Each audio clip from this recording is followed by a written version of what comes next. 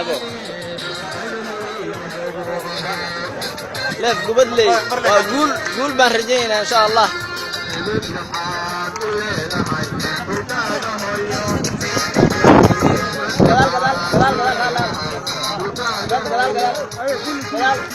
Hoy, lagi nanti maaf.